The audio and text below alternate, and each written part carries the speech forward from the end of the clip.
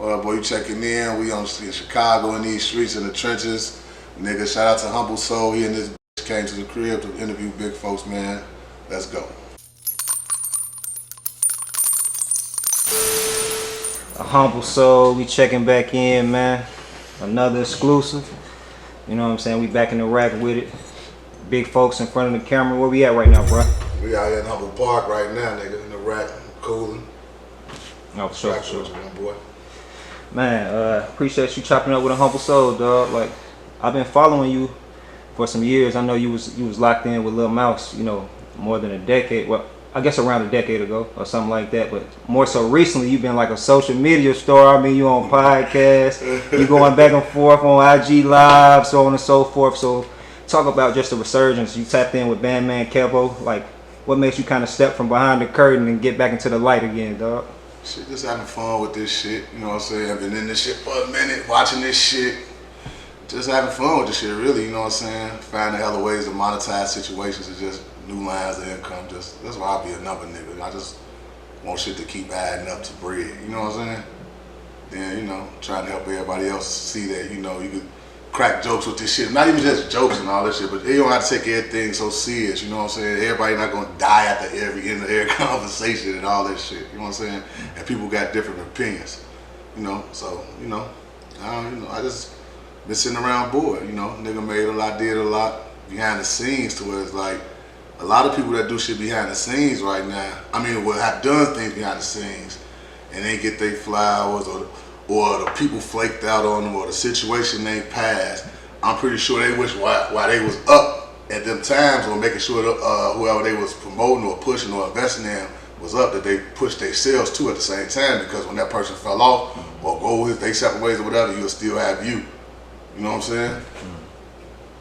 I mean, bro, like even saying that, like you're not taking stuff too seriously, but just to kick it off, man, like you had a recent back and forth with a Chicago artist, you know, Ruger, you know, and you've been open about like your thoughts on like him as an artist and being like a spokesman for the GD, so on and so forth. But like, what's the history behind everything, and like, what's your point of view on everything right now? On what, Ruger? Yeah. I don't have no point of view on Ruger. It's like, it's Ruger. I don't know what you want me to tell you about Ruger. He ain't did nothing spectacular. I mean, he's not a spokesman for nobody. I didn't get the memo about it. I don't know. And if he's a spokesman for a motherfucker, the song has fell off the earth now, so what's next? But, you know, Ruger's my little, you know, he all good. That's my little man. We talk, we argue, we talk, you know. You want to know what's my frustrations with him. And my frustrations with him was, it started in California when he went up to No Jumper with the little pedophile guy we got here for 16. And he knew when I told him, like, hey, you know, that nigga got a rape case, you know what I'm saying, touching a girl, you know what I'm saying, 13-year-old little girl when he was 18 and this and that, like, don't be up there defending him type shit. But then he expressed to me that he wasn't fucking with him like that. He was just up there about some shit with Polo G, some shit. So, you know, that was the end of that. Then, you know, me, I'm funny, so I say a little shit poking at him here and there. We was on a little live with Adam and this and that. He was trying to get this shit off. I didn't want to let him. Shit like that. Yeah. But what's interesting to me, like just on the outside looking in, watching that live, you started off like real diplomatic. Yeah, I was trying to let Adam really know the point, like the truth about why he, you know what I'm saying? He wasn't trying to go down that route, you know what I'm saying? Which I applaud Ruger for that. Ruger know on some real shit, like, you know, like that nigga be on spoken man, silly shit, but you know, I really feel like, nah, I applaud him for not going down that route and trying to be positive, but you know, he coming into a not unpositive arena. So don't come over into the internet arena or go on No Jumper or get into it with big folks and all that, and you don't think motherfuckers gonna be hit you below the belt or try to pull text on you and this and that, because this is what this internet shit is about. Hate it or love it, that's what it is. You gotta know how to sink or swim, you know what I'm saying? Oh, for sure. And the only reason I'm asking you about that is because, you know, the big song, you said it came and went, but it represented for, you know, the organization. Man, that shit was a nice song for a little while. Yeah, that's what I'm saying. It represented for Ruger. Because he was talking about, they let the GDs know, well, we've been in the door. Well, people that's GDs have been in the door as far as entertainment, rapping, and all that for decades, way before Ruger was born. Mouse was in the door in 2012. He went double diamond. That's not in the door. With a song with Lil Wayne, nobody stopped us from doing that. So I don't really get what he's talking about. That's one artist though. Yeah. Like who's some other like Chicago It was artists? other niggas, King Louis. It was other niggas. That's because niggas' careers kind of stopped or went away. Or they had, they had their runs, they had their opportunities, I should say. Mm-hmm. So how do you feel about the whole GDs or blackball? I don't feel that. I don't respect it because I'm not blackballed. I get in whatever door I want to go to. Artist-wise, like musically. I mean, who's blackballed? Maybe their music don't be good enough or charting or doing, because once you look at Duck, all that talking about blackball and all that, soon that boy made slide, you couldn't how could you blackball him? Which way you was gonna blackball him? How? He was charting. Ain't no blackball in that. You can't hide the numbers. If your numbers not up to par, then maybe you might feel blackballed because everybody around you hyping you up like that's it and that's one of the guys and that shit. But around the world, we like this big and we don't even support our own artists. So numbers wise, this and that, those artists that's crying about they getting blackballed, they just ain't really getting supported by their own people, really, to be honest. Or they don't have budgets behind them to push their shit to make sure they shit go where it need to go without getting blackballed. That's why Mouse he was limitless because we had unlimited budget. Nobody's gonna stop us from doing nothing. You know what I'm saying? We didn't need anybody help. We didn't need any assistance. We didn't need academics to say this. We didn't need to do none of that shit because the bag was gonna push him wherever he had to go. Wherever I wanted him to be seen at, he was gonna be seen. Just like today, my same tactics. For Kevo, we're gonna be seen whenever it's time to be seen on the biggest platforms, whenever we want to be seen on. That way you get the fan base, then you can control your own narratives, you can jump in there, you ain't just letting people just run amok with your name and this and that. It's kind of like, it's almost like if you can control the news narratives like CNN, the owners of CNN and Fox News, how they can control their narratives. Mm-hmm. I think that's the new power in the game, like to be able to control, like, not to control, but to have influences over podcasting, blogging and all that. Because then ultimately your narrative become what is law. I mean, it depends. I feel like there's always benefit in having like difference in opinions. Like just going one way and just no, nothing should never go one way because that would make the world. It wouldn't make the world. What I'm saying, what I'm saying is control the narrative. What I'm saying is control narratives. Maybe not. Well, yeah, control narratives. So that's one. That's like one perspective. Then, right? You want motherfuckers to keep the attention on you. You want to remain relevant as much as possible. That's what you're saying. You rather every time they talk, it be about you, whether good or bad. Because the more they talk, the more income come in. See, like I told you at the beginning, I'm a numbers person. Mm-hmm. I'm really heartless to compassion and the what do you do, the kind soul or the whatever you call your shit. What's your name? Oh, AHumbleSoul. Oh, AHumbleSoul. Yeah, I am not. Mm. You see what I'm saying? I'm a numbers nigga. All I want to do is run up numbers in my head all day. Numbers, the most numbers I can get. Mm-hmm. That's it. Everything else, then So nothing is off limits to you when it comes to social media, or just online. Just if you in a disagreement with a person. I got morals, so of course things are off limits.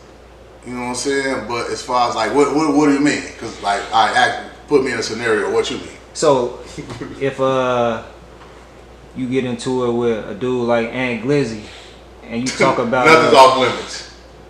No, I'm talking about his mama, the medicine she's on, and trying to help her, and how she touched his little ass when he was a little kid, and the state came and got her, and she's been on medicine ever since, and they kind of had her walking outside naked, and led to a meth addiction. And I'll go talk about that. Yeah, no problem. So that's a great example. So nothing's really off limits for you. You say you got morals, but if you talking now, that's what I'm saying. So it just depends on how far the person has gone in a situation with you. Sometimes I'll just go that far first, just to kick it off. Yeah, because all I know they're just gonna say I'm old, I'm fat. Then I know they really can't go too much farther. Or I want to see how far they can go because I'm gonna go farther. I'm a real petty person. I've been blessed. I've lived through a lot, bullet wounds, murder cases. So a lot of shit that I see like little phony niggas chasing, I laugh at it because I know what it's gonna bring them, and I know that they don't know. I know they don't have a clue. I know they gonna snitch. I know they gonna do all that. I can look at niggas' body languages and tell like niggas is weak. Because I've been through it. I only know this off experiences though. When I was in the county fighting murders and all this and that, hella people coming through with murders and this and that. A lot of niggas, tough as niggas, this and that. Them boys is real shaky, boy.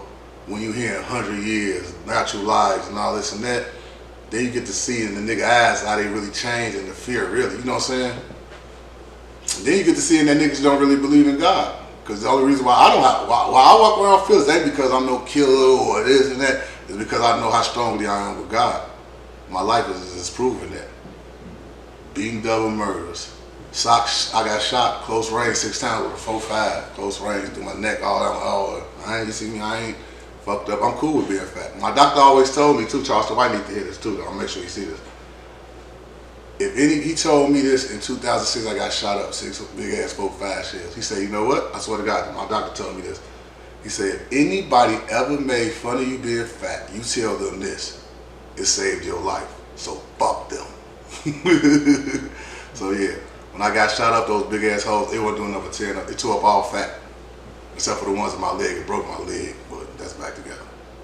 So I mean, do you mind going into the situation? So I heard you mention recently on Clubhouse that you've been arrested for 6 murders before. Now separate cases where I've been brought into the police station for different murders, yes.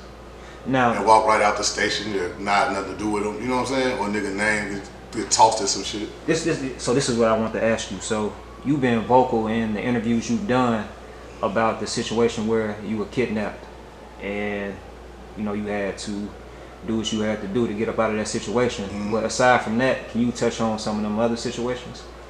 No. Because because you said you didn't have anything to. I had nothing to do with them. Okay. I was just brought in for them. You know what I'm saying? Question about them. 72 hour shit. My real niggas know how to go. You know, 72 hours. You don't say shit. You know, shit over with. I thought about it. I didn't know if you actually got charged for anything aside from that. But even with the situation where you was kidnapped, they charged you for that. Although you said it was self-defense. You said that was self-defense. Yeah, I was in the county fighting that for 2 years. I beat it in trial. 3 days in trial, jury trial, and I had to take the stand. You had to take the stand. I was only living witness. So, if you was the only living witness, then how did they charge you? Off circumstantial witnesses and physical evidence. My gun was still in the car with my fingerprints on it. Fingerprints in the car. The main person, well, not the main person, one of the people that died. Once they pictures of them being dead was brought to their family members, their girlfriends in particular. She knew the situation between me and them. She know how some shit had happened between me and them and some drugs or whatever. So she had told the police, like, the police told me, like, when they went to her, she was saying that was me dead because she knew she didn't say this to them, but this is what they got from me. She was so adamant, like, that's Sean. And they kept telling her, like, no, who is Sean? And she like, then she get to explaining, like, yeah, he sold my boyfriend some bad drugs, and my boyfriend was going to meet him tonight, and I don't know, they must have killed them. See what I'm saying? This is the dude that's dead on girlfriend said this. You see what I'm saying? So bam, that's in my statement. You know what I'm saying? So that's kind of good for, you know what I'm saying? That's in my favor. So it's instantly add up to the police tell like, no, this is actually your boyfriend, because they was disfigured.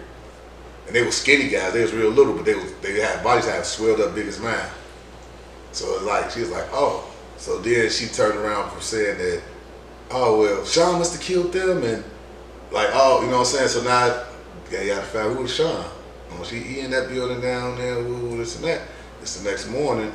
I walk into the store on some real shit, like just thinking about the shit and all this and that. I'm still fucked up in here, like, man, what the fuck just happened? Like, these goofy ass niggas really just tried to keep, like, you know what I'm saying?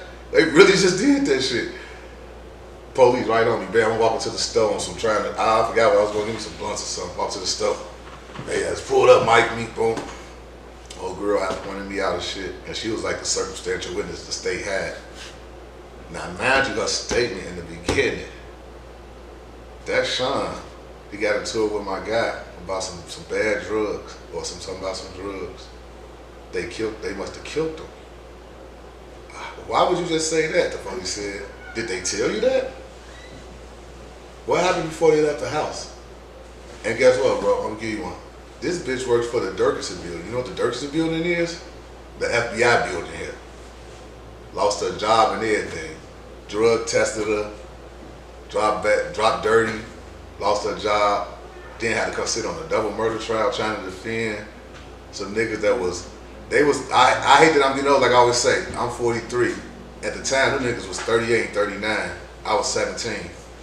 So I like when I'm picking that rule and all the little young niggas, they be like, you old, this and that. I feel them though. I feel that though, because I hated when old niggas thought they could come like force something upon me or do anything to me because, oh nigga, this and that. Like, so I never honor no old niggas trying to tell me nothing. You know what I'm saying? So I feel them on that. That's why I just be poking at their ass. Man, so what was the, as much as you comfortable with sharing, like, the situation that happened, like, y'all history, was it just that one transaction where it went wrong, or did y'all have history prior to that, the two people that you got arrested? Oh man, dude, no, I think they came and hollered like, it was like rapidly, it was also goofy shit. They had just came home from jail. The one nigga I just came home from jail was around our area or whatever, boom, and then this was a nigga that he met from jail. The second nigga, he just brought him around on some trying to hit a lick type shit, you know what I'm saying? On some all shorty doing this thing, he think he this and that. Like same way people think about me now, like how Aunt Lizzie, like, man, you come to DC this and that, but then when I come, you try to do something to me and you wind up dead, then I'll be on the interview talking about you. Respectfully. I mean, but you said they tried to rob you. So it was just that one experience, one encounter with it was like yeah, but they was around, the dudes around there trying to put plays together, trying to make something happen. Nothing, kept hitting dead ends, niggas would come home from jail trying to get bogus work, trying to get work, just back and forth. It was his life, we know what happened in his life, but in his life, his last couple of weeks was just a bunch of fumbles. Yeah, I got like a lawsuit from a car accident, and he's running around the hood with the money, he had about 20, 30,000, and he want to buy some work, and he want to put plays down, he want to put a lick down over here in this building. I'm hard, you know what I'm saying? Just big dreams with a little bag and a little doing drugs and feeling like a young nigga you was gonna push over him or do, you know what I'm saying? Mm-hmm. And when you see that nigga want going, then now, there you go, you pull one of your old tactics, niggas that's gangsters in Chicago, kidnap them. But young niggas, that's why I don't underestimate them. Because the young nigga always gonna be sharper, quicker than the older nigga in his old ways and thinking it's gonna go the way he think. You see what I'm saying? I learned that firsthand. Experience. So y'all never was cool at no point in time though? Nah, it wasn't like my homies. It was like some old niggas and drugs, bro. It's like, motherfuckers buying work, what you want type shit. And here you go, I got good shit, we got like get back and forth. They that's my man's and my homie, and No, for sure. I know hundreds of thousands of people that I don't really know just by buying shit. You know what I'm saying? No, for sure. Now I do want to ask you this. So you've been, open about that situation. Has the families ever reached out to you and complained or expressed any type of issue with you talking about your story? Who? The families of the victims. Man, fuck they family. Did they ever reach out to do what? No, I'm saying that you get more light, in these different interviews. I would, bro. Fuck they family, bro. Feel me? It was that when I was a 17-year-old boy. They was at trial. They was at his trial. The mama tried to come and cry and talk about my baby. You know what that lady said? Now this was funny. Even the judge chuckled. I just said because now my baby ain't gonna be able to come and have coffee with me every morning. Man, the nigga background was longer than my life. They like, ma'am, my lawyer hit her with this, man, when did he ever have time to come get coffee with you? When he was robbing people or when he was sticking up this old lady I went crazy on her. Broke her down, old lady, no remorse. My lawyer was a dog. Crumbled her. The other lady, oh, well, it had to be him. But then you said it had to be him because your work. Well, I didn't know. I just know it was I don't know, it was some drugs. And Sean used to front me drugs, and I told him he had good drugs. Wait a minute, lady. You a drug addict? Job. State. What else do you guys have? Can this young man go home for once because he just hit, all he did was save his life from 2 criminals that, you know, clearly was jealous of a kid, even though he was doing criminal activities. They should do it, but he didn't get caught for that. Or no, you know, he went out on trial for that. You see what I'm saying? So it wasn't about what it was about, it was the action. You see what I'm saying? That's what I be telling people, like, we on Clubhouse, how we be talking shit back and forth, that's just talking. But if I actually pull up on you and you blow my head off, you got every right to. It's America. You have the right not to let me say what I'm gonna do to you and actually do it to you. You know what I'm saying? Mm-hmm. So, you know, I learned all this at 17 years old. It's grown men that don't know that. You know, I'm just gonna defend my life at all costs. No, for sure. I'm not gonna try to threaten nobody. I'm not into taking nobody's lives. I don't really. It seems like I'm glorifying it. Like, they talking shit about bodies, like Dewberry down there. You brag on bodies now. You brag on the bodies that tried to take your life. Shout out to Vlad TV though too, cause that nigga went through that situation. The woman tried to take his life, and he had to get busy. So he understand what I'm saying. It's fuck his family. It's fuck him. It's fuck everything about him, because he tried to take my life. I didn't actually. You know what I'm saying? I'm a shorty getting moved. I'm moving and grooving. I don't even know what they talking about. You see what I'm saying? And here you come trying to, shorty, you gonna listen to us. You get in the car thinking they so overly authority and thinking they so monstrous, they're making mistakes. Get in the car, get in the car. You put a nigga in the back seat of the car and you on some nigga car to get driving. You see what I'm saying? Then you might have one of those shorties that's a real overthinker. If you dealing with, first of all, they should have thought, if this little nigga is brazy enough to be wondering what's going on around here in this neighborhood and going on, and we damn near go to him, like, he might have a trick up his sleeve. So I don't underestimate nobody in the world, not a girl, an old person, a nigga, nobody, G, because you never know. In life, only way a motherfucker really wins is who got the ups. I got to switch, you got to switch. Who gonna let it off first? Who gonna aim it at who first? That's the only thing that matters. In my life, I move around. Hey, like I tell them, if I get into whatever the fuck I want to get into it, because it can't be nothing but what? A shootout. I'm going to defend my life as much as you should want to defend yours, right? Mm. So I don't worry about that shit. I have fun. I'm gonna talk shit. I'm gonna give my opinion. Mm. You being 17 at the time when that situation happened, you know, like nearly. You could have, you know what I'm saying, lost your life if it went the other way. Like, did that traumatize you? Did you have to go through therapy or anything like that? No, they don't have that for the black community, my man. It's Chicago. They don't have the therapy for you. You just get out. Thank God you got out. Kiss the pavement and keep going. Keep get back to it, basically. And hurry up. No days off because you lost time. We said so. It didn't affect you. It affected. Yeah, I used to have dreams about their ass all the time. It used to blow me a little bit. You know what I'm saying? Like, what the fuck I keep thinking about these niggas? Till the day I did this. Like, you know what? If I'm responsible for taking y'all's souls, and I believe in God, this and that, this is what I'm gonna do. I'm just gonna be y'all soul keeper. Y'all gonna live this life with me. Y'all gonna come and experience life with me. I'm gonna achieve. I'm gonna go be great. But I got y'all with me though. We together. Type shit. You understand that? When you say that they used to come to you like in your dreams and stuff, you talking about like reflecting on the actual night or just different stuff? Just different shit. You know what I'm saying? Mm. And it'll always be the nigga, the one nigga that was brought around that didn't know me almost. You know what I'm saying? That didn't, like, the one that kind of, I'm not gonna say I feel sorry for him because you're running around trying to, you know what I'm saying? You know what, yeah, you know. If your man put you in the car like, man, we got to stain or we about to do this and that, and you come along with him do it, then you fair game. There's no feelings for you. But you got sent off, is what I should say. So the send-off, like for example, the send-off got 5 shots in his head. The one who brought him only got 3. So it's fucked up to be a send-off. Don't let no nigga send you off. Stick to your lane, stick to what's working for you. You don't ever take no one against their will at no time.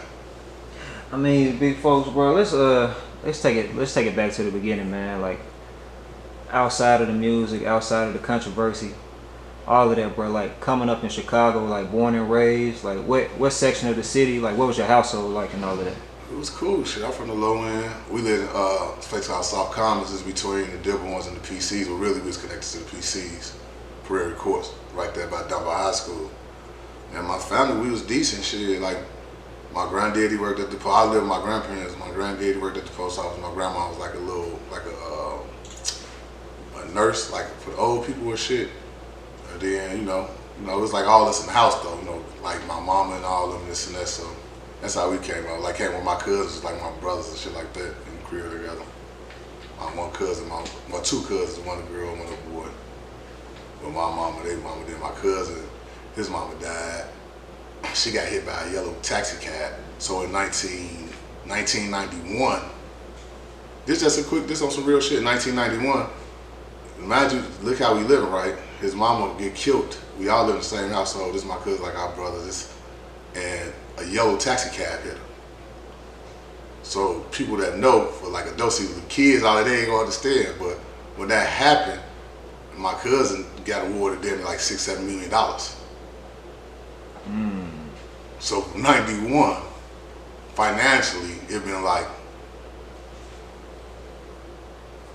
I've been straight. Man, was that like that was like through a like wrongful death lawsuit or something like that? Oh, okay. They sued. Wrongful death, all type of shit. He still, he's straight for the rest of his life.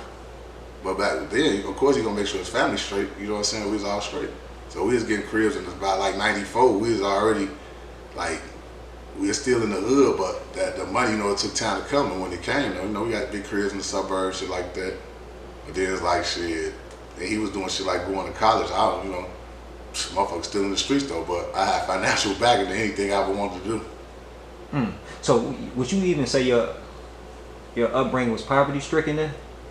I mean, it wasn't. even before that came, all us in the household, everybody worked. So my mom and them, they was like getting jobs at the post office and shit.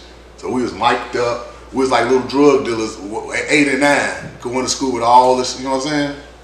So yeah, like our shit wasn't fucked up like that. But we was still in the hood though.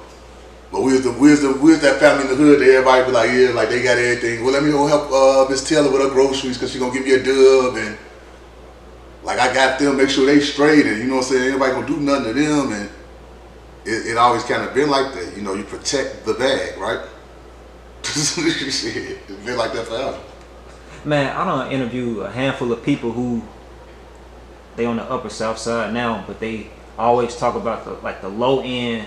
Yeah, when the buildings was up, they gone now though. But what's so special about that section of the city? Because it was the most treacherous part of the city. That's where all the gangsters is at. I mean, gangsters all around our city, west side, south side, north side, they everywhere. You know what I'm saying? Vice Lord, Stones, BDs, GDs, they everywhere. But the buildings was fortresses, and for me, what the buildings meant was money. Remember, I'm a numbers nigga. So if you got hella fortresses lined up to where you can just multiple income coming in 24 hours, like. With my people, we was having buildings like on a certain lines, like the D line do 80,000 a day. C line do about a 50, 60, and that's on bags and shit, not counting outside of what motherfuckers was doing. You know what I'm saying? Shit like that. Them days, once they took that, they took that. You see what I'm saying? No, for sure. Man, I want to get a little bit more into that, but I do want to take a step back real quick. So you mentioned like your moms, your auntie, your cousins. What about your father? I don't really know. I didn't really get a chance to know my father like that. Only thing I know about my father is a married man.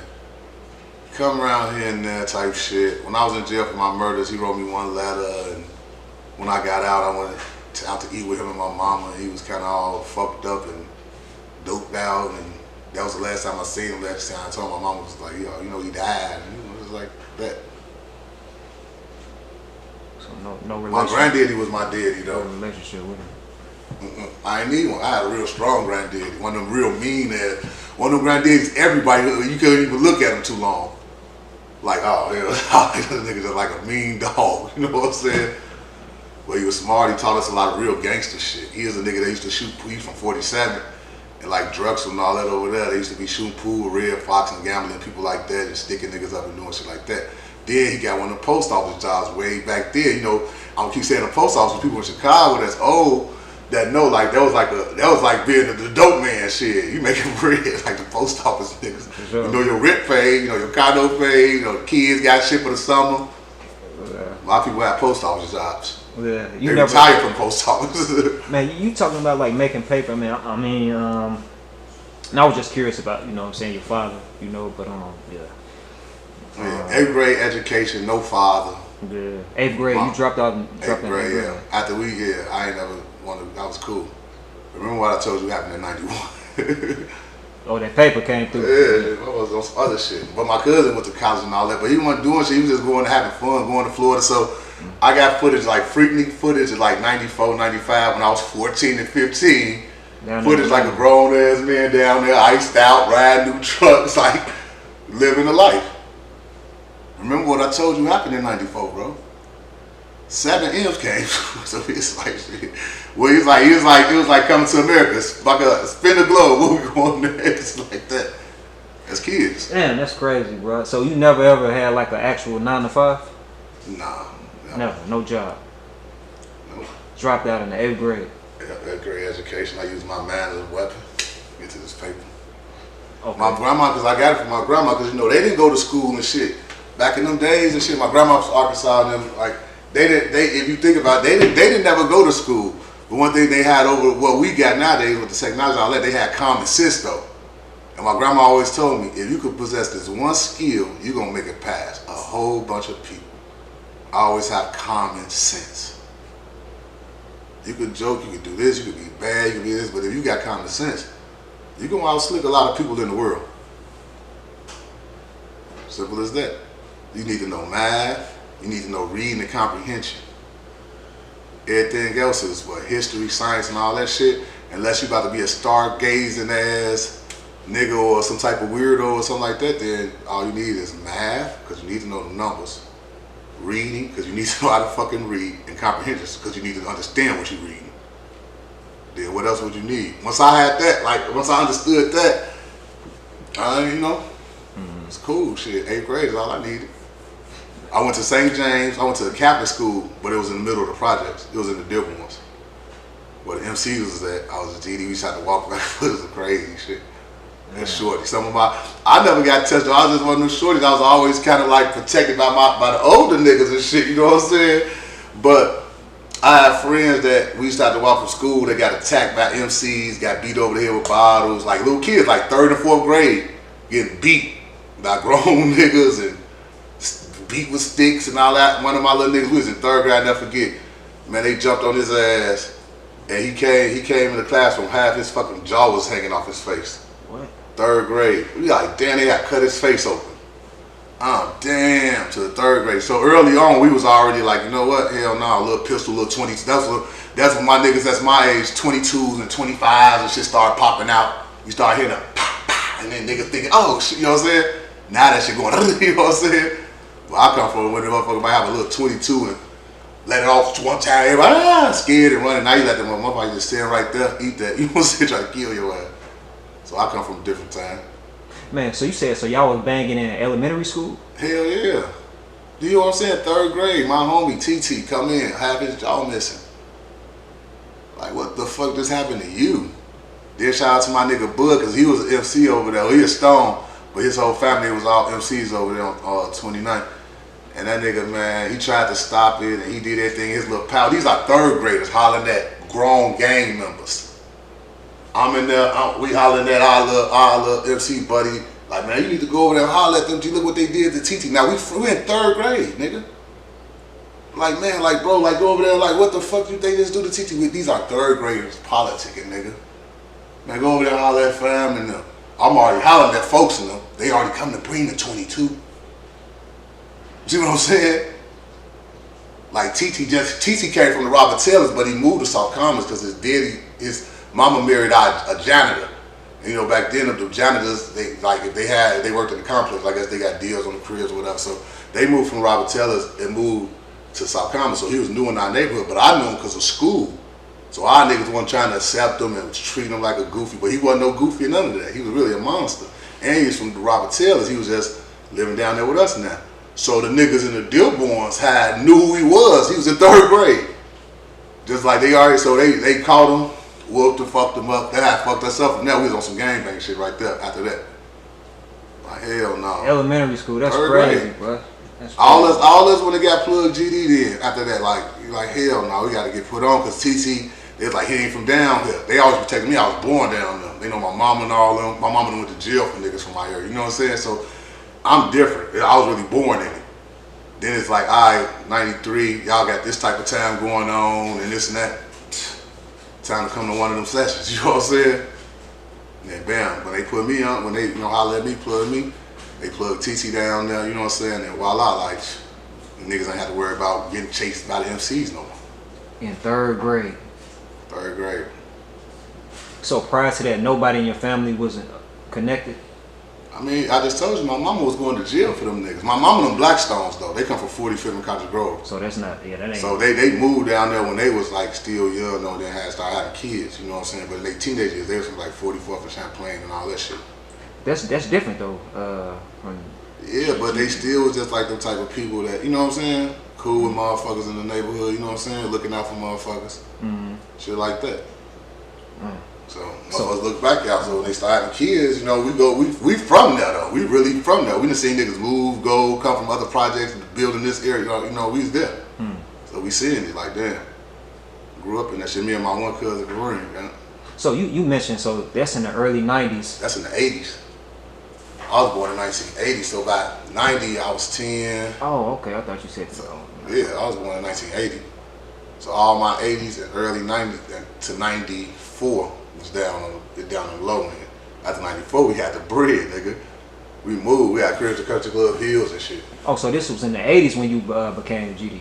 In 90, I got plugged in 93. That's what I was talking about, yeah. Like for real plug, but yeah, since the 80s with the folks, that's all I know.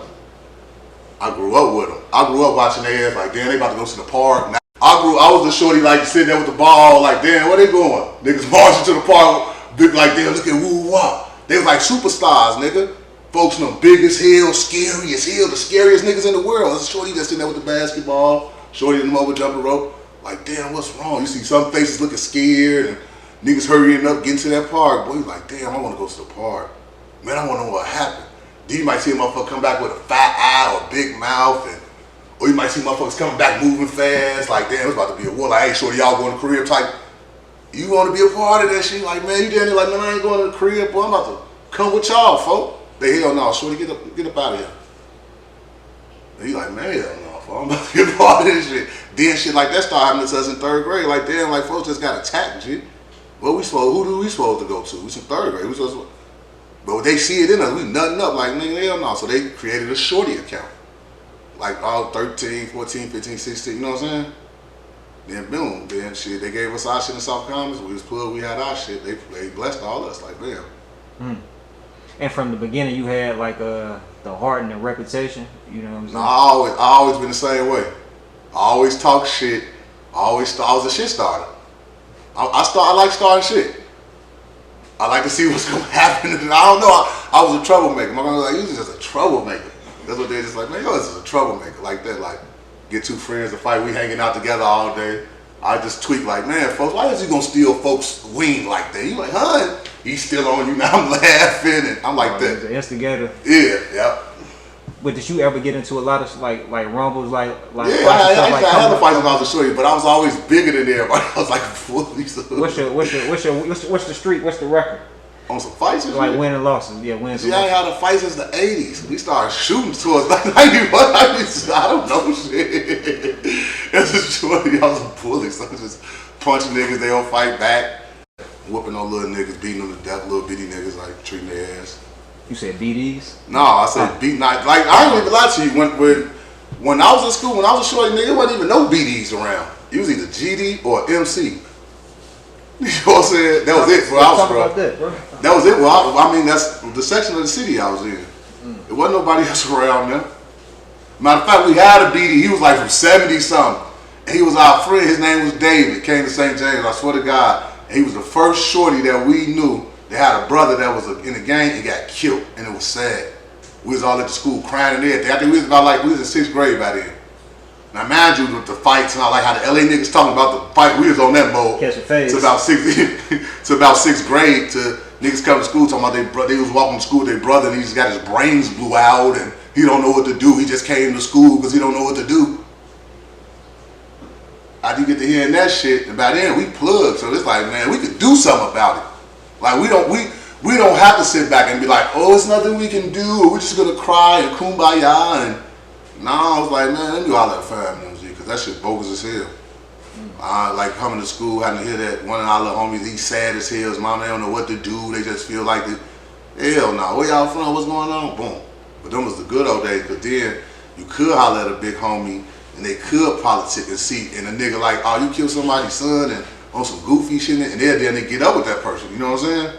They'll catch their ass before the police or any type shit like that will happen. Because it wouldn't be no police. You heard what I said? Shorty in the fact they didn't call, he came to school. He was walking with his brother to school. His brother was in high school or not going to school or some shit. But walking him to his bus stop to come to down to the low, and we was on 29th Wildback. He was on like 74th or something. He going to school. He said his brother got killed. He took off running, made it to school. Then they called the police, you know what I'm saying, from there and shit, you know what I'm saying? But we was all at the school like, what the fuck? Back then, we wasn't even immune to the murders, how niggas had grew to be immune to it. It was still like, it was happening, but we was still young to where we ain't hearing about no murder. They ain't talking to us about that shit. We know it's like, oh, motherfuckers getting their ass beat. We more or less talking about what's going on inside the hood. Like, oh, you see who Walters got his ass beat up and on some that shit. Then you start hearing about shit like that. Like, damn, motherfuckers got killed. Then you hear about your classmate, like, what happened? He just got killed. Like, yeah, man, Walters just got killed when he was in the shootout. And you just start like, damn. You be sad, but then it's the other party when you were shorty, it's like, I wish I was there with him so I could have blew back for him. So then you start developing the gangster shit. You start developing that get back for your friends. That's what I seen in King Von though. Like, it seemed like when his friend died, Odell or whatever, it's like it ain't no stopping. It's like you create monsters out of that type of situation. And there don't be no turning back. It ain't no turn up or turn down, this and that. It's just like, that's what it is right now, and it's gonna stay that way. I mean, bro, so you said so MCs and GDs. So what are they? I hear like BDs, GDs, Vice Lords. MCs is like they their own shit. MCs, Snakes, Mickey Cobras, Mickey Caldwell, all that shit. They got their own shit. But I think they ride under 5 and all that. But they was their own little. And that was y'all rivals back then. I mean, yeah. MCs. As long as they want the folks. Anything one GD was hot. So it wasn't like no type of alliance like. I mean, yeah, our alliance with the BDs and New Breeds, Latin folks, shit like that. Yeah, hella alliances with motherfuckers. But those are like people. They ride under 5, we ride under 6. You know what I'm saying? So MCs is over there with like the Stones, Vice Lords, over there, Fem Balls. And the only reason I'm asking you that because you said like earlier on, you said your friend was walking and they attacked him, but y'all already had GDs over there, so I'm assuming. No, see, he was coming from another area though. So his bus come from down State Street because he was still coming from Robert Taylor's. So it was almost like they called a Robert Taylor's nigga that day type shit. That's how I guess they got it. Yeah, I'm not sure how everything is. It's like he was like on 40-something in State coming down to 28th in State. Oh, he was some blocks away then. Yeah, so he had to bus to there. So when he got off the bus by the MCs, they called him off the bus because they know he was busting from down there from the Robert Taylor's where the folks was at. Third grader, yeah. We just thank God they didn't kill him. That's what the teachers were saying back then. Like they thought he was shot. That's how fucked up this shit was. And he like seek no medical attention. No, I'm saying he came to school first. I mean, he was at the school. The bus stop was right there at the school. So when they did it at the bus stop. He ran. He ran right to the schoolhouse. So where we was still, it was in the morning time too, like 8 in the morning. It was like right before we was going into school. So it was like when he ran up with his jaw hanging off, everybody and running into the school, rushing them into the school to the teachers, and they calling the police and all that shit. You know what I'm saying? That's crazy, bro. Yeah. He's still alive? Yeah. Oh, that's for sure, man. Shout out to him. I think he's like a cop now. You still cool with him? I mean, yeah, I haven't talked to him in a while, but yeah, shout out to my nigga Shannon Malone. TT. For sure, man. He probably like, don't call me TT. You mentioned like, okay, having meetings and actually going to older dudes and you know what I'm saying, in the gang to talk about stuff before actually making a decision and doing something. Like around what time did you see the structure kind of crumble? Shit, really after 94, but it was like between that 94 and 96 where it was critical on the streets for us as shorties because it was certain shit that was going on and we ain't understand it, you know what I'm saying? It was kind of like not the fall, it was like the leadership was leaving. So with the leadership leaving, you got other people that's trying to claim leadership that may not earn the leadership, may not been placed there by leadership. It was just like, it was crazy in them days. Between 94 and 96, when I was going down, I was like, damn. It was just getting kind of tricky, you know what I'm saying? So it's like what, like everybody for themselves, Yeah, renegade. yeah. That's when that shit start coming like on some, man. You know what? It's like every man for themselves. Trying to wait to see what family I'm talking about from jail, or wait like the niggas come third party messages, shit getting confused, and I know that's what was going on in our area. So we don't know what's going on. It's like motherfuckers waiting to hear shit, like they don't, you know what I'm saying? It was just you got to bend on some every man for themselves. Cause I was around to where it's like ain't no more of that. Like damn, when in that? Oh, ain't no more of that. That's over with, fool. That shit. So it's like that's why I seen Butter respond to something I had said. Well, what I meant, I know we got hella little folks in it because if you born as you born it, like I was. But as far as real OS, real structure, and this and that, what we talking about, that was over with. 94, 95, it was over with, really, 94. That was the last time that we really went to the park, I should say. In 94. That's decades ago. That's you know what I'm saying now? Yeah. Did you take offense to that? To his point of view? Nah, because I know he's shorty. And I know he don't know me. Because the ones that don't know me is the ones that weren't popping between when the drill scene first started. The ones that's popping, the superstars of the game, you ask them about big folks and they'll have a story for you. Because, you know what I'm saying? I just been doing everything behind the scenes. I just want to come out and have fun. Charleston White, he had a point in one of his interviews. He like, nobody know, he just coming out and trying to do, he see motherfuckers making how I'm making this money and they ain't doing shit, I'm just on the internet trolling people.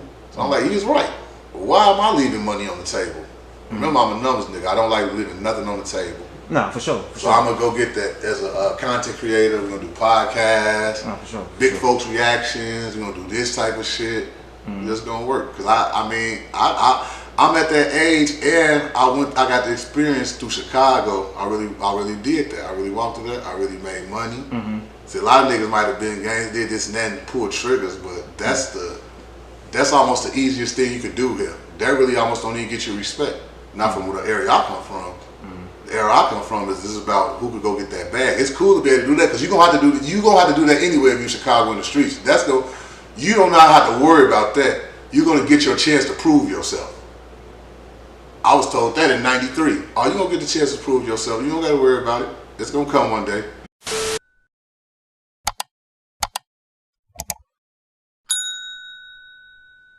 I mean, what I had a hand is I had Lil Mouse.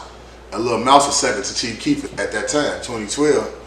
That's why what I mean by second to Chief Keef just had received $6 million. And whatever year that was when he got his deal, the same people that gave him $6 million was next in line to get Mouse $4 million. They played because of how Chief Keef was going with his deal. They weren't feeling it, so they was almost like skeptical to give the next person a deal here. Look, recently got a big deal. Durk finally got his deal, but I'm talking about this particular time when Rice with Chief Keef got his deal. Other deals was brought up here for everybody almost. You know what I'm saying? So once they flaked, or once they just, you know what I'm saying, was upset about how that shit was going, there was other people like Atlantic Records was reaching out.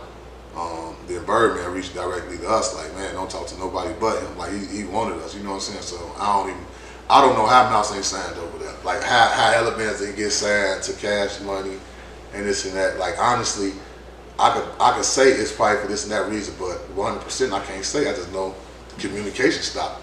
You know what I'm saying? It went from them calling us all the time, seeing where we at, flying us out. Wayne preparing to do another song with Mouse. They prepared a song, then next thing we hear Monica on the song with Wayne. So we like, damn, what the fuck? You know what I'm saying? But we was independent, motherfuckers had the bag, so we was steady pushing. We didn't really care. We just look at shit like, man, on to some more shit. We keep working, you know what I'm saying? Up until shit, me and Mouse, it's like one day he told me, like, you know, I know he had influences in his ear and all this and that, and I was getting sick of that shit anyway, because nobody ever gave me one damn to help Mouse, not one flight, not one outfit, not one video shoot, not one meal, not shit. So I listened to zero people when it came to me and Mouse relationship and all shit. Zero.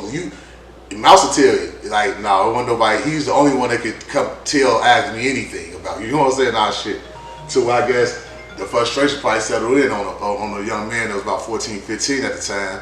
So it was just like, you know what, let me just try this on my own. You know, the cash money thing kind of, who's to say they wouldn't came and still got him or nothing. It's just kind of like, they left it kind of like, Wayne left it as he was about to go to Warner Brothers to get 50 M's, and when he get it, he'll be back. That never happened. Birdman always just kicked back because he already knew he was in control. Like, well, I don't know what y'all gonna do, but when McMahon told us, like, y'all just hold on, we was in, Birdman had got us a crib down there in Miami for like a couple weeks.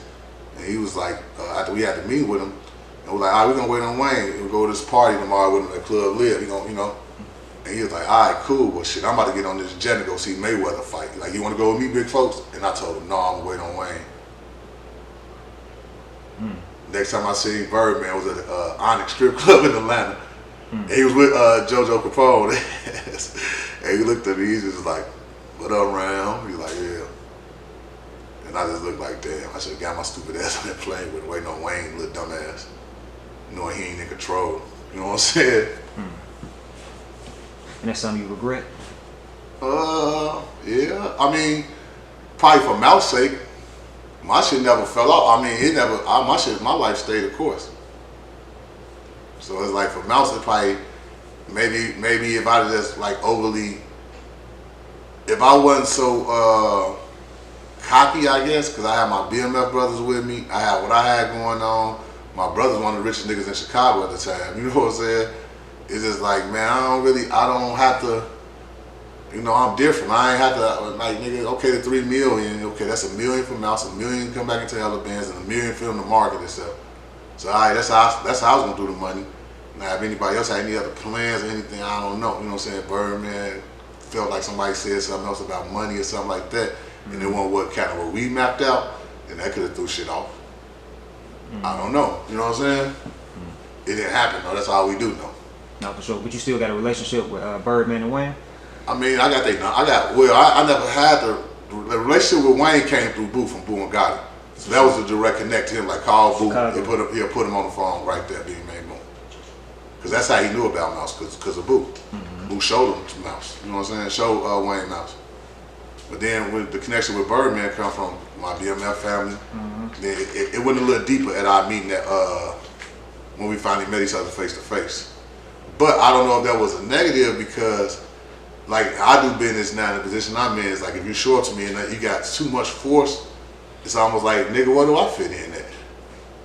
One decision that you don't like what I did, I might be in like my life in jeopardy or some shit. And I'm supposed to be the big dog. I'm writing a check, but I feel kind of damn little in the room damn. And my security guards like Care Bears when these niggas walk in the door. You know what I'm saying? Because they knew these BMF niggas. You know what I'm saying? I swear to God. So I seen that and I watched it. You know what I'm saying? So I'm like, damn, no, he don't want us in this bitch. Not next to him. Like, it's almost a Chief Keef thing. I ain't about to help you pass me up.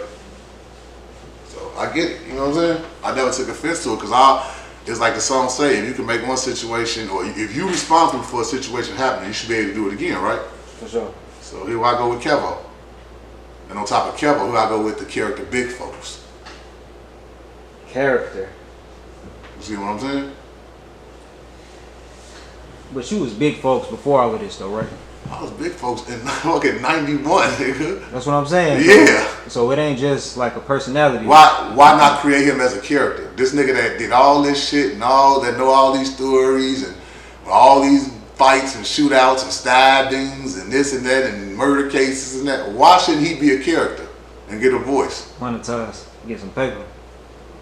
I want to ask you this too, man. Going back to Lil Mouse, like you said, so around 2015, 2016, he changed like his rap with his career, and you no longer had a hand in everything. I mean, it's like this. I wasn't Mouse manager. He was signed to my label independently. Talk about for it. albums. Yeah, for sure. We got one album. He was signed for 6.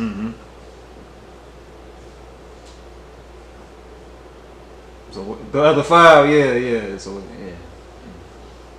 Get it? So you just parted ways. Like, yeah, he wanted to do his own thing, so I'm letting him do his own thing. I watch him, you know what I'm saying, from afar. I talk to him, we talk. You know I'm rooting for him, or if he really need me to step in and really do something, but he know how I am. I'm full control. I don't work alongside of people. I'm never gonna work with a person that I feel that backstabbed me or bit the hand that fed him. And I'm not talking about Mouse. I'm talking about the people that he's got managing him and shit now. If I don't fuck with, if these people only know you because of me, and they had the nerves to go fuck with you behind my back when we parted ways, not to say that somebody couldn't come fuck with you, because we didn't part ways like that.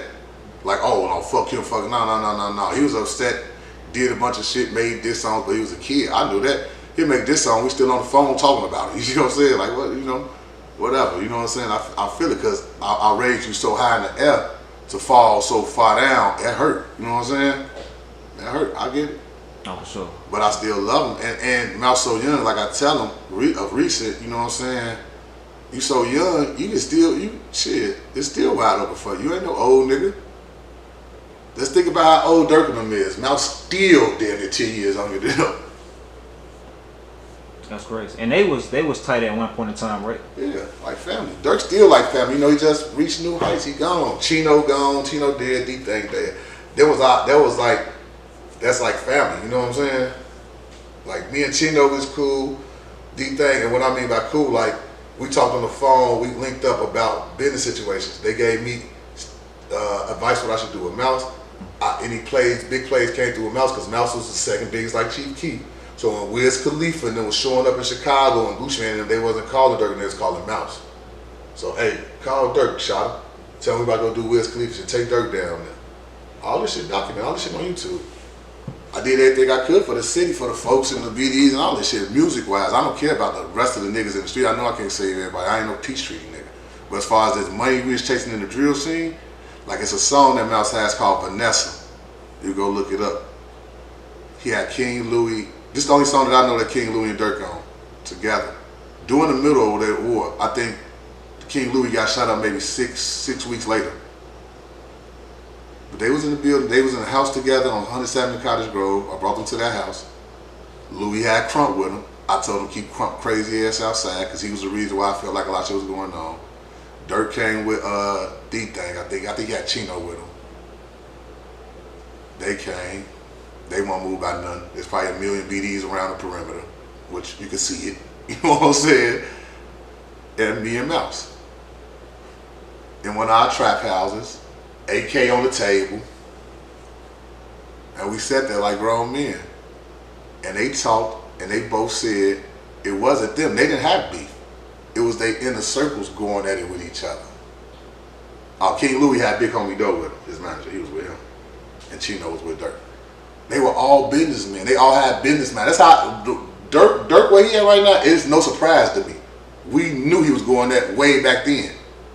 Just how D-Thing and Chino thought and how they was putting it into Durk. And SB too though. SB was with them at the time, but they was thinkers. You know what I'm saying? They weren't thinking about that gang shit. That gang shit, even though whatever they was, what they was, nigga, them niggas' minds was on some money. They was on that boy career going to the top. And I was too for Mouse. That's why I said on my Say Cheese interview, nigga, Mouse would have been bigger than Durk. Because I had him on the path to do that, our path got thrown off. It took time. Me, Chino, and D-Thing both know it's gonna take 8 to 10 years to make them superstars. We watching this shit. We watching how other people's careers going. 8 to 10 years to be superstars. Stay consistent. See, Durk stayed consistent. Durk is the superstar. That was the plan. He followed it. Did you ever see him surpassing Chief Keef at that time? Yes. Back then when Chief Keef was buzzing on fire? Yes. Because the way they thought towards when you go over Chief Keef in their career, the way they thinking. You leave one set of BDs that's thinking about number, really money and really business, how to monetize this and that, going like real business, like all that BD shit that y'all see on the internet, but these niggas really in the room with all type of business. We like, but then you'll go over there, these niggas really sitting in the mansion with guns. They look bored, like they're about to shoot each other because they just got their guns. They just all the way out here bored and drove upstairs with his wife like a hostage, and they just in the house. And so now Durk was outside moving the groove and shit straight. So that was the difference. So if you ask me, yes, I been saw that Durk was gonna pass him up. Yes, 100% sure. Straight. Just off the motion. Oh, yeah. I mean, you mentioned the name. I don't know if you got any actual interactions with him aside from that particular day, but I haven't heard too many people talk about him. The dude, Mubu Crump. Like, did y'all have like an actual history or just no? Okay. It's just that I ain't like what he was doing because he was fucking King Louis' career. I ain't like that. I understood now King Louis, that was his man. He loved him to death. Even that day, man, Crump cool, man. He made him stay outside. Crump tripping, nigga. I come well with niggas in. They in there. He tripped. He acted crazy. And walk your ass down the street, Crump, please. Straight up. It was like that. Like that. See? Perfect told us do it in. See? That ain't true. You want to do business and get to this money. Look at this nigga. Acting crazy. You see what Crump at? That's what I'm saying. Yeah. But I mean, but even King Louis seemed like he stepped away from the music, you know, because he had. I don't know why though. It kind of threw me for a loop. Last time I seen we was all at the United Center. We was with Future, and he was with Drake, and Drake had brought me and Mouse over there to his locker room because he was gonna bring Mouse out. He was looking for Lil Reese. He wanted to bring all them out on stage that day. All the niggas he had rapped about or said something about. So Drake wound up that night just shouting them all out because we got stuck in the hallway with Future ass trying to go smoke when Drake was getting his breathing treatment done and shit. He needed like a quick 30 minutes, so we like, fuck, we ain't about to see it. We gonna go back down the hall to the visitor locker room to smoke.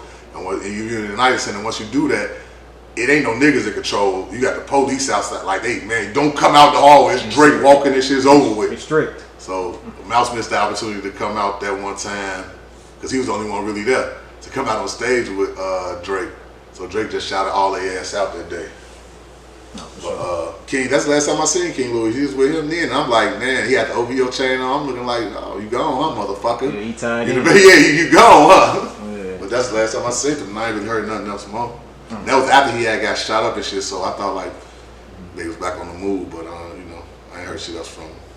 Well, as far as like, what about do you still kick it with Chief Keef? Nah, we really never kicked it with Chief Keef then. We was just up there all the time because my nigga Shorty 6 used to be up there kind of like overlooking, helping Dro from getting tortured by little kids. Because you know, Dro was a GD. And he was the manager of the BT.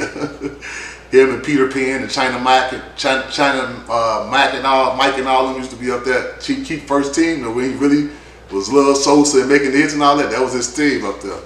And my people had a hand to make sure the people stayed alive. You say getting tortured? You say getting tortured? By them, you know what I'm saying, living in the house with a little rich nigga and he a BD acting crazy and they run around the house on some hella AKs and just loose as hell and screaming and making crazy gun noises and you know what I'm saying? I mean, why make the statement, man, about the pass me up, like Chief Keef passed me up about Mouse? Why did you say that? What you mean? That's what he said. Chief Keef told Mouse that. For the viewers who may not be familiar. What you mean? Why did he say that? Yeah. Because Mouse was burning up hot right now. I just said he was the second in line to get a big deal after Chief Keef. So if Chief Keef stamps Lil Mouse, that was the only stamp that he didn't have in the city. And if he got that stamp, that probably would have took Mouse up another notch, which might have put him on Chief Keef level probably, or maybe right up under there to some people because Chief Keef was humongous. But it would have gave him that stamp, and he didn't want to give it to him, right? Because he was a GD and all. Like Chief Keef a real BD, like he really gives some BD shit. Durk ass, he a BD, but he fuck with the folks. You know what I'm saying? But his manager was a GD. That's crazy. No, Durk. I mean Chief Keef. Yeah, Chief that's what I'm Keef, saying. Yeah. You say he really on some BD stuff, but you said at one point in time it was to Not that point in time it wasn't, but Dro was a GD that was his manager. For sure.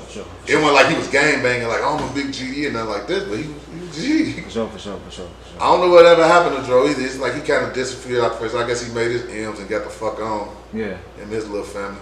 Man, are you comfortable with talking about like your relocation to Atlanta after you got in a situation where you was shot multiple times and linked up with When I went to BMF? the I was hurt. Shit, I was shot the fuck up. I was on a walk with all type of shit. So then I went down there to the A. That's when I met my people, Miss Mimi, and she introduced me to the BMF family.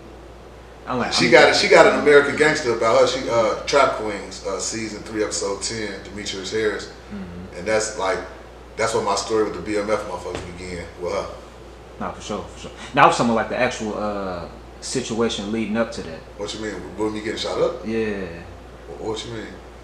Like the circumstances behind that, like for the people who may not be familiar. Me and my nigga was having bricks and doing all our things. Motherfuckers ran in his mama crib where we was getting busy at, tied the crib up, and I walked in at the wrong place at the wrong time. Walked in the middle of the shit, but I thank God I walked in right there because nobody got hurt. I got shot up that day, but nobody died. Yeah. None was took. They took some work that had so much mix on it. They probably had to throw that shit in the garbage. So everybody lived that day. I lived to tell about it and make content about it. No, for sure. But you say you tired, so you come to Atlanta like this during the early 2000s? 2006. So, dude them had just went to jail. Like a year or two before me, them had just went to jail, but we was knowing in tune with motherfuckers before then, you know what I'm saying? Back and forth on some Chicago, Detroit, Atlanta shit, you know what I'm saying? But then when I went down there, I was linked up with Miss Mimi at Greenbrier Mall in the park a lot. oh yeah, on the south side. And she brought me to a new world. It was fuck. They didn't know who I was like that either. They didn't know that they was bringing a nigga in that just come all type of wars and hella shit going on and bags on the nigga head and all type of shit. They brought me right in. And you said you had a walker. Yeah, I was on the walker. So, cause my legs broke. She brought a nigga in. She eased me into her life, and then I told her about my life. Then we fell in love with each other on some brother sister. Like, man, it was over with from there. I tell her, hey, I'm in Chicago. 18 will pull up. You know what I'm saying? With all type of shit. You know what I'm saying? So that was our relationship and our introduction. That's great. We got VH1 special coming out, my true crime story, cause she visited the feds for her shit. A lot of shit I talk about, shit is over with, can't get caught with, and I'm never selling drugs ever again in my life. So I'm one of the ones that can say, yeah, I'm one of those stories, cause like I did a jail, yeah, all that came and went, but I survived it. It is survivors in the game too. For sure. Then you know you just gotta use your brain to get to that next monetization, what you're gonna do legal, you know what I'm saying? But get that same type of rush or feeling or income, you know what I'm saying? So how do you like going through what you done been through up until this point, like even having, I don't want to say a failed situation musically, but it not progressing to the point where you probably would have liked for it to go, you know what I'm saying, going through incarceration, so on and so forth, being shot. Like how do you stay like grounded mentally, and how do you like keep that heart about you to persevere, bro? You know how I do that? Through it all. You know how I do that seriously? I swear to God, this ain't no joke, this some real shit. I crack jokes and I laugh at everything. I make light of everything, because I know what I really been through in real life. And it's vicious, scary, and sad. That's it. No, for sure. Yeah. You don't take nothing too seriously. I mean, I take everything over seriously, but I know some things is less serious than others. Like, for me to talk on an interview, to talk online, that's better than me being in that car with my homie back in the day, hunting people down. Really getting info, all that Anglizzy playing on the internet and showing pictures of 3 years ago on the Airbnb now, like niggas that's really like outside your shit right now, really like coming in and really laying under the car when you come outside and really at your OG job, and like I swear to God, I really come from that. And I swear to God, I'm glad I'm so far removed from that. So, that's big folks. Shit. No, for sure. Is there any like words of wisdom, man, you can drop on a youngster? Man, stick to what you believe in. Do not, I'm not gonna use the word don't listen to no one. Listen to everyone. Take a little bit from everyone, piece it together in your own way, and then go your own route. And stick to the script, and don't let nothing throw you off your track. And if you're a young man, do not make women your first priority. And if you're a female, don't make men your first priority. And bro, that's that can be challenging, man, when you're young, you know, not being tender, you know what I'm saying, and getting immersed into chasing skirts or chasing a guy or something like that. Like, did you always have that discipline? I was always getting to the money. When you get to chase the money, the girls should come with that. They go chase that shit. They ain't gonna chase, they just gonna be there. They're a part of it. You see what I'm saying? What I'm getting money for? What I'm going to buy all this shit for? What I'm looking good for? I ain't looking good for no niggas. I ain't gonna get the new Rolls Royce for no niggas to look at. Or when I was a shorty, I don't get the Chevy and put the rims on it for no niggas to look at it. The girls always been a part of that, but they ain't just haven't been first.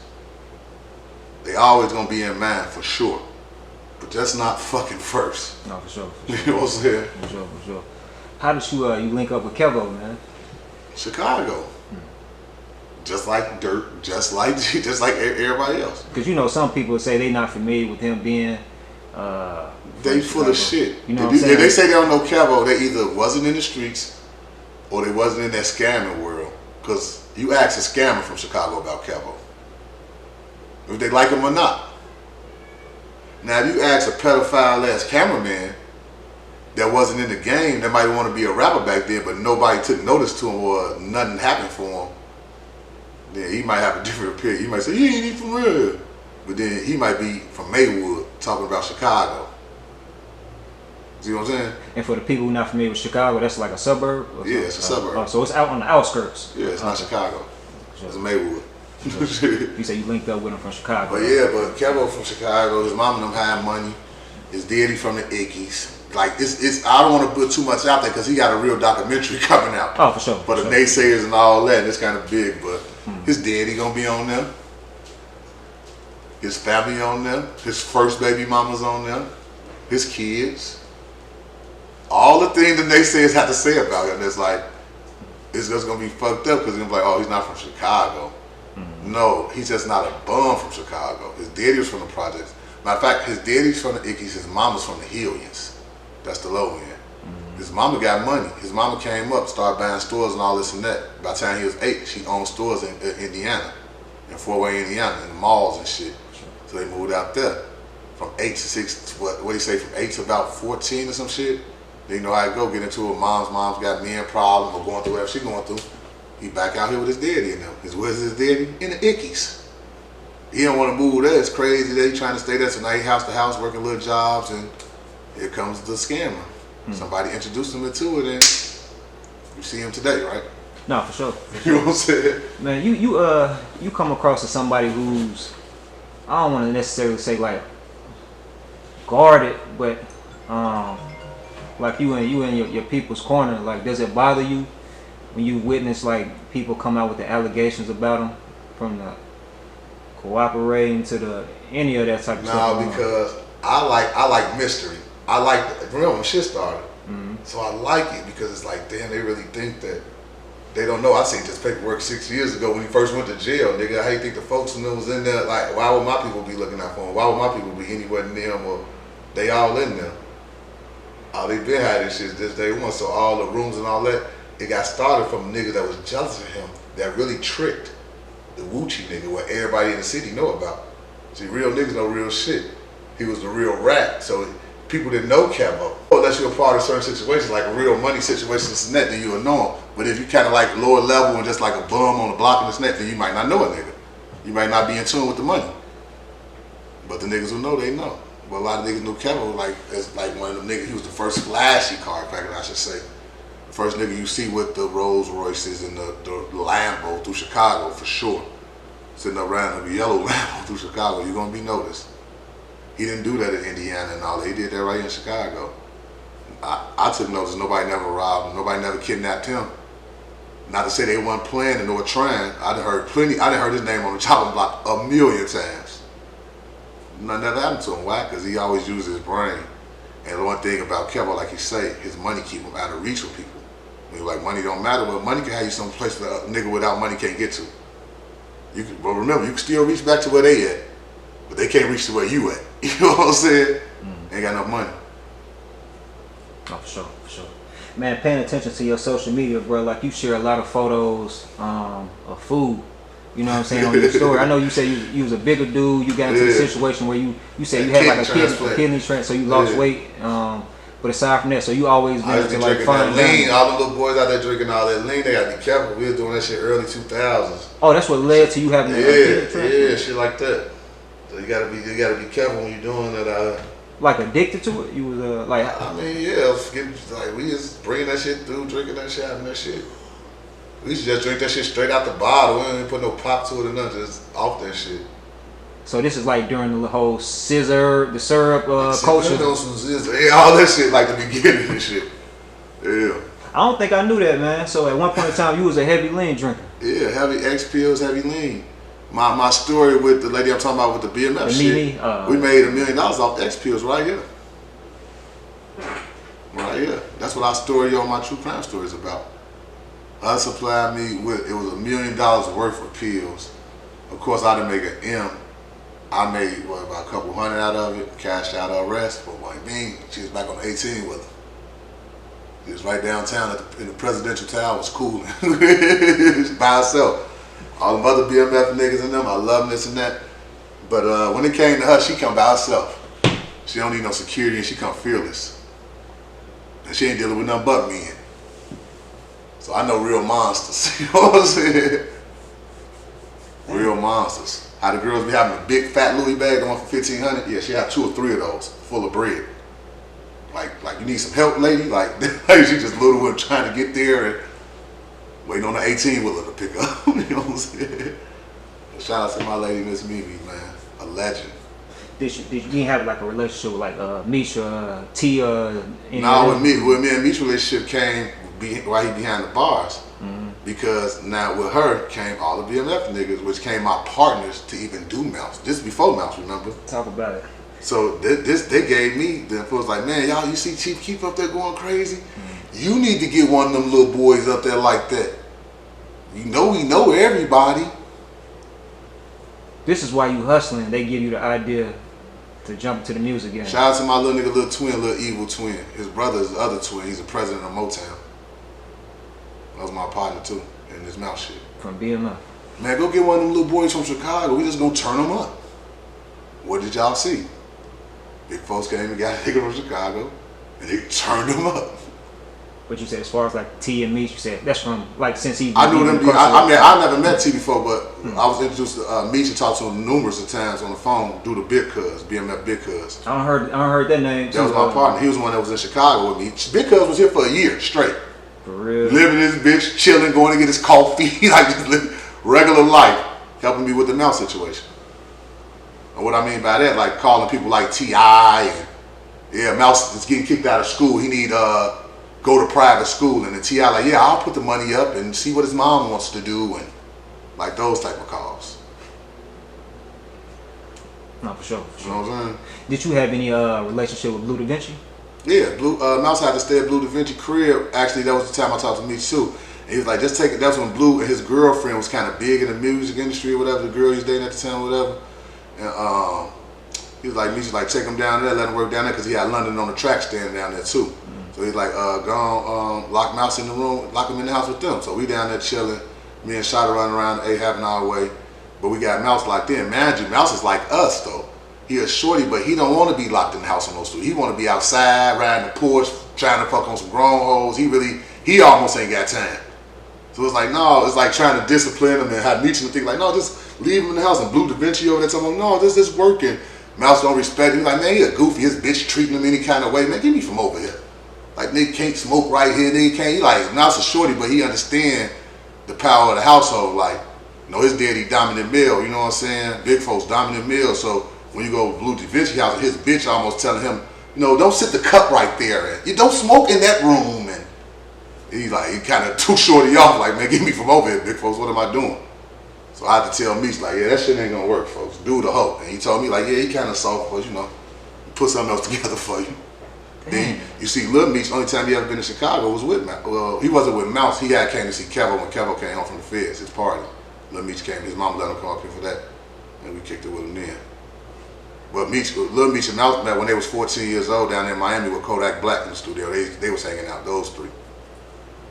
So when you see motherfucking Kodak getting a $100,000 chain, it's not because we met him yesterday. See what I'm saying? No, for sure. I fuck with the who's of who's, the people that make the money. I don't know the B-list, C-list, and D-list people.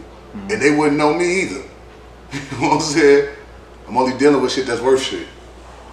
That's what since day one, it gotta make sense to me.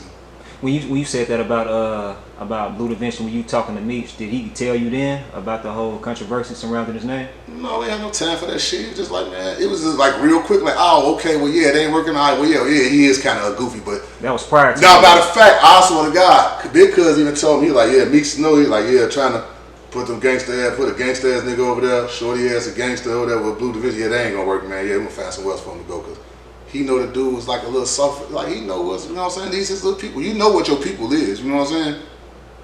And it wasn't, Mouse wasn't that type of little boy they thought he was. They thought he was a made up character. Like, yeah, get in there. And the girlfriend, they trying to treat him, yeah, you gonna do something, you gonna work 2 hours. And he looking like, man, get your bitch ass out here, just roll up the weed. They calling me, all he wants to do is smoke. And yeah, cause he not respecting y'all, man. He's just like Blue Da Vinci over here getting treated like a hoe. All that tough shit we thought about a nigga, like, man, his ass a hoe. And we like, damn. Because like, damn, you know, you try to throw facade over the shorty's face. He's like, no, dude, cool, you know what? Hell no, his ass a hoe. You know what I'm saying? Like, damn, folks. London on the track and then making beats and thinking he part of the BMF. And Mouse like, nah, we gangsters. I don't give a fuck about this shit. This nigga is a hoe. Who is this nigga? Because he buried it, like, oh my God, like, you know, kids are brutally honest. So it's just like, oh shit, get him from over there. Meech laughing, shit like, man, just get him from over there. You know what I'm saying? But he say some shit to the bitch and all that, like the bitch treating Blue like a hoe. He damn near ready to curse the bitch out for Blue Da Vinci. I said, man, let me get this little boy from over there. It's like Blue was called like, hey, come get him. Do we get over there? I got to damn to get into it with Blue, like, man, they about to beat his ass, like, man, Shorty tripping with him, like, man, his ass a hoe, man, you over here tweaking me, I'm gonna smoke what I want to smoke, do what I want to do, and treat his house like, what is his house for? He like, no, it ain't, it's the bitch house, and I'm just like, well, what could you say? Well, I guess we're not recording over here anymore. Shit. That's crazy. That's a lot of shit. Keisha Cole, producer, came and worked with us, Marvelous J. Mouse hit him in the act because he snatched the little computer mouse out of Mouse's hand, and Mouse stole on his ass. Man, we beat that man. Gee, when I tell you, I almost had to pray to God the next morning because the nigga went to the hospital and he came to the house the next morning, to the mansion we was at, and his head was in one of those neck brace things, like he had been in a car accident, it was swole on some Martin shit, and I thought he was on some straight suing us shit, and he came over there to lecture Mouse. You know, look at me, look what you did. You're a 13-year-old kid. You think you're gonna make it? Look what you did to me. And we just like, yeah, Mouse, like, we don't know what to do type shit. We just get in the industry. We untrained. So it's just like, what did you come over here for? Is you about to get shot now? You over here trying to lecture a nigga about your head getting a pumpkin head? Man, get out of here before we pop your ass and Keisha Cole out to fucking pay for your funeral type shit, nigga, you know. Blew us. Shout out to Marvelous J though, because he really tried to preach to the youth and it didn't work. And it's over him snatching, taking them out. Yeah, Mouse was like, no, big folks, listen to this right here. And we trying to listen, me and Big Cuz right here, my BMF Big Cuz, he's winning. And the nigga Marvelous J got upset. Oh, Mouse called the nigga out for giving him a beat. At that time when I was running around Mouse, a producer better not give Mouse a beat that somebody else rapped on. I don't give a fuck how it worked now, I don't give a fuck how it worked with somebody else. But me at that time, with hella bands, if you give me a beat that somebody else rapped on and you put Mouse on there, we gotta go through a bunch of confusing shit, I am going to fuck you up. There was a lot of that going on too. Man, I'm going to, and I wasn't going for it. So Marvelous J gave Mouse a beat. Now Mouse already writing to this and that whole time. Mouse was going through the files, he know how to work the computer. You know, I don't know shit. He done pulled the song up and the beat somebody else rapping on it. I used to hear that a lot with Zaytoven's beats. Man, Mouse snap. Man, this goofy ass Atlanta shit, man, what the fuck is you on? Ooh. He little boy, have some respect. And I'm looking out and I'm Marvelous J and I work with Keisha Cole. And so Mouse like, nah, man, look, Big Folks. I'm like, what happened? He like, man, look, Big Folks, he got the song right there. Dude was so scared, he snatched the shit out of Mouse and like, literally, like, give me this little boy. Man, Mouse, a little bit, he was shot, hit him in his eye, he was sitting down. Hit him in his eye, Oh man, and anybody know me back then with Mouse was like my son, it was over with. G, we almost murdered the man, G. Just all just to the face joints. Because I swear to God, because BMF, because that nigga hopped up like he was scared. Like, what is y'all doing to him? Man, I lined him up, Mouse. I let Mouse give him like 10 to the face hard, you know, little bitty boy bony hands. Fuck that man face up, G. I'm not proud of it and I'm not bragging on it. I'm just saying don't snatch things from kids. That's all I'm saying. It was an assault. So like I explained to him when he came with the pucker head brace thing that if he was thinking about seeking any lawsuit or something, he assaulted a kid. Don't forget that. That's crazy, man. But I would imagine that happened like far in between, or did that affect a lot of relationships? Hell no, we was at the top of our shit there, nigga. We was on our way to Usher house to go do a song. Oh, for sure. We told Usher little brother James about the shit. He was laughing and shit. Like, he just whooped Marvelous J ass. He's like, he's laughing. You know, he's a little weirdo, like a Michael Jackson weirdo. You said Marvelous J. I'm not too familiar with him, bro. Not Marvelous J. Usher brother James. James. He's a weirdo. He was a nigga at the time that slept on top of his... No. He didn't sleep on top of the roof of his house. The bitch he was with, I swear to God, nigga, this on my daughter's soul. The slave bitch used to sleep on top of the roof of the house. And when you come down through the cul-de-sac, you coming down like a hill, and you'll be riding to come pick him up, because it's like, I guess he couldn't car, Usher mama wouldn't let him drive or something. He's like retarded. but he can make these crazy beats for the white boy Justin Bieber and all that shit. That's when he had just got done making a gang shit for Justin Bieber. That's why I was over there with him and Mouse. And Usher Mama was making some plays for us too. So we bam. So you go to his crib, you see this bitch on the roof on some crazy shit. Then he come and you go to his studio. He got the smoke. He'll turn the smoke on, so you can't really see nothing, but it's just smoke and music. It's like this. It's like this. You right there, bro? And oh. It's tickles and it's real. He got his own. No, it's a vibe, all right. It was a vibe that Mouse wasn't with. He called his ass a gay bitch and kicked him out the studio, and Usher didn't want nothing to do with him no more.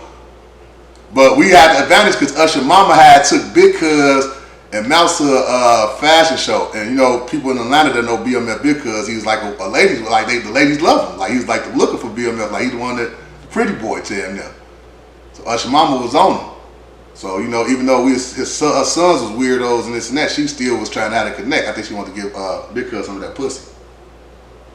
Well, actually, we know that, but Big Cuz, how he is, he's like, my man, I ain't about to fuck Usher Mama, man. He didn't want to be bothered with the bitch, so I don't know. Man. And you was plugged in with Usher, too? That's crazy. Yeah. That's crazy. Usher think he one of the folks. He crazy. He shake up GD and all type of weird shit. Did you not know that? I didn't know that, man. Well, now you do. What up, Usher? Crazy, man. It's a lot of shit though, but I gotta go get on this plane, man. Oh, for sure. Just last, I didn't know if I can get a drop with you. I did have one more question for you, bro. So like when you talking about like you plugged in Chicago, like I had mentioned to you, I'm familiar with like the Chief Keefs taking off, Lil Durk, so on and so forth. But what about the people behind the scenes? Like you mentioned, you was one of the people behind the scenes. There's another name. JoJo Capone, who said he's had his hand in different people's careers. Like, do you have a relationship with him? Yeah, JoJo cool, but JoJo never had his hand in no A-listers. And I'll just leave it at that. No, for sure. Yeah, he been doing this thing in the city for years. His name been ringing for years. Matter of fact, I'm on a video from 2004, some shit way Chicago version. JoJo been doing that shit. Way back then, when my nigga Peter Lake was on there rapping against Chief Keef, not Chief Keef, dissing Bum J. We was into Bum J going back and forth. So we was way back on Chicago version, way back then, and that was JoJo. So he been a stamp in the city for sure. He just haven't had his hands. The type of nigga he is, you would think he'd be like me, having like the A-listers or motherfuckers that made a stamp and shit, artist-wise. But he don't have one. What about Bump J? You mentioned Bump J. Y'all got any like history? I mean, no. Bump. Like I said, Bump history come from only history I got with through my nigga Shorty 6. Sure. That's they thing. Okay. Bump all good. He home not doing. You know, like that's 20 years ago. That shit, 20 years old, them niggas living their lives, and you know what I'm saying? Life goes on. No, for sure. But no, I appreciate you chopping up with AHumbleSoul, big folks, man. Is there anything you want to let the people know if they want to get up with you, like how to get in contact with you about some business or anything? Man, hit me on my gram, DM me, I check my shit, laugh at my shit, treat niggas, do what I want to do. Just get into it with me. Shit, we lock in, shit, you know? I want the people to know one thing about me. I got a humble soul.